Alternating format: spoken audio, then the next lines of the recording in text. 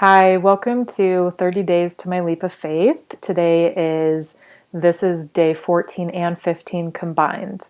Yesterday, I really needed a break. I really needed to have really good sleep hygiene, which means that I needed to ensure a good night's sleep because I had not slept for 4 nights before that, barely. And a part of good sleep hygiene is to not be on the computer, to not do stimulating things 3 to 4 hours before going to sleep. It's just the same thing as not eating 3 to 4 hours before going to sleep. And what I have found that's been suggested to me, you can Google this, like look up sleep hygiene, to do things that are relaxing, to do things that are restful, to take a shower, to take a bath, to read. Reading's really good to do while you're trying to sleep or before sleep because it relaxes you. So that way you're kind of putting yourself in a relaxing space. So then when you go to sleep, you're already relaxed. But if you're on the computer, you're on the phone, you're watching TV, you're being stimulated. Like you see lights, your body is being stimulated. And so you're not telling yourself it's time to like wind down, get ready for sleep.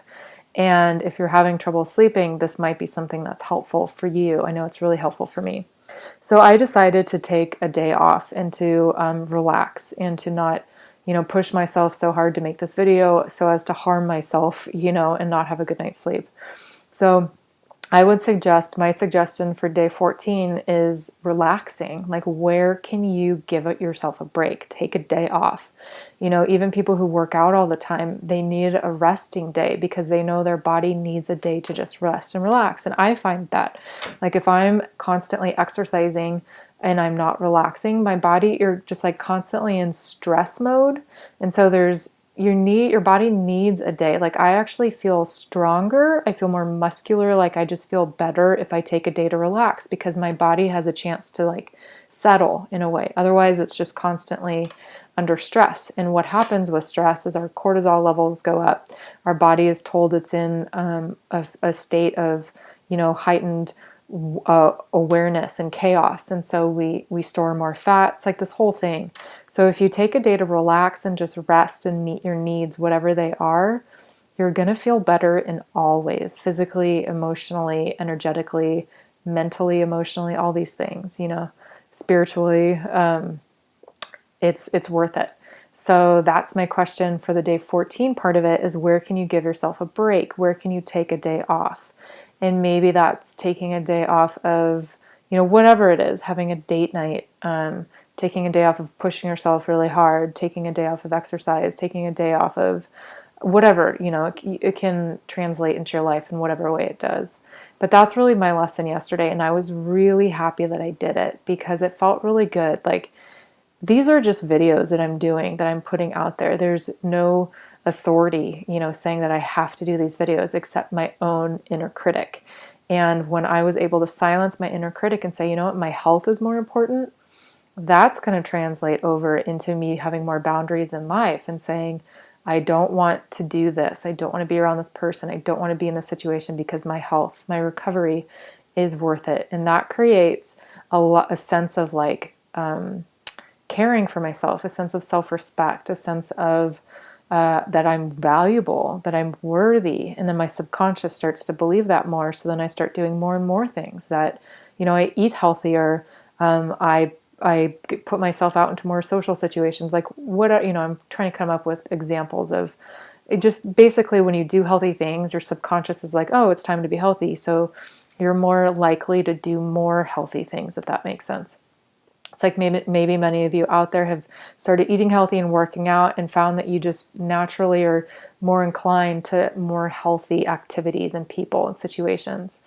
So that's why it's really important to do that. So that's day 14. So as for today, day 15, it was about really being okay and being just like really being okay with sharing and not needing to be perfect. I had the opportunity to talk to some people about my life experience, and a part of me was really frightened about doing that because it's one thing to do it on these videos or on my radio show, and it's another thing to do it in front of a group of people.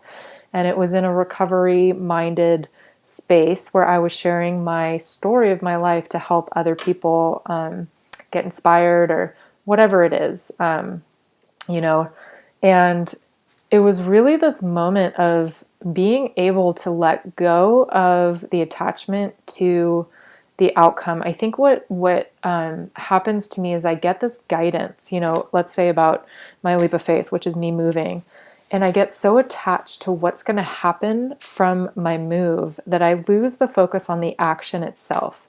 Like there are certain things I have to do in order to move. I have to go through my clothes. I have to start packing up stuff. I have to plan the actual move. I have to plan the storage space. But if I'm way too focused on what's going to happen when I go down there, what's going to happen with my business, what's going to happen in 6 months, it's like I get too far ahead of myself. And I'm too attached to the outcome rather than being focused on the process. And when I'm focused on the process, and when I get too attached to the outcome, I start getting obsessive thoughts. I start getting into the fear. I start second guessing. It's like I get this whole head trip.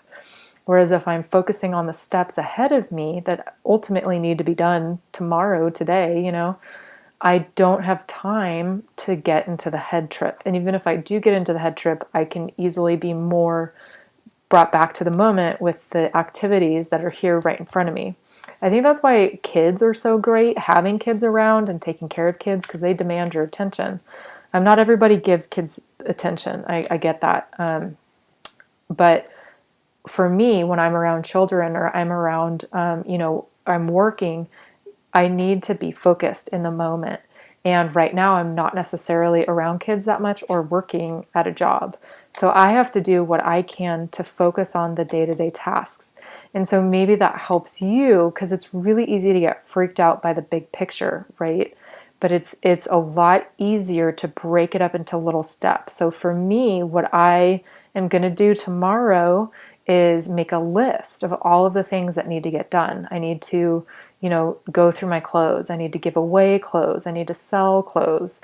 I need to go through my books. I need to give away books. I need to sell books. There's all these different steps. I need to look up a storage space. I need to figure out, the date that I'm leaving and move. It's like there are concrete things for me to do, and then I need to do them. And that will get me hooked or off the hook in terms of being attached to what's going to happen when I move. What's going to happen, it's like when I get there, I'll figure it out. But for right now, it's not going to help for me to trip out about it. So that's kind of where I'm at today, is being where my feet are, being in the moment and trusting that whatever I'm being called to do, the outcome will be taken care of. Today I was called to share with people about my life story. What happens with it once I share it, I can't control that. And if I obsess over that, it's going to drive me crazy. So maybe that's the same thing with you. Like maybe you have a book you want to write. Maybe you have music you want to put out there. Maybe you have a conversation with somebody that, you really need to have, and you're afraid of what's going to happen when you do it.